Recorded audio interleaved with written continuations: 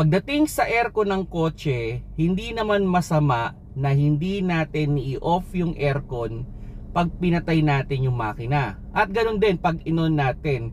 Hindi naman masama na naka-on na yung aircon pag in-on natin yung makina. May delay naman kasi yan. Kumbaga, successfully muna na nag-on yung engine bago naman mag-i-engage ang ating aircon.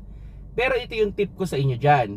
Kung sakali na matagal ninyong hindi gagamitin yung kotse, or medyo may problema na kayo ng konti sa inyong battery, mas okay din na practice na patayin na muna yung aircon bago nyo patayin yung makina. Para pag on ng sasakyan ninyo, yung lahat ng power ng kotse mapupunta lahat dun sa pag-start o dun sa starter.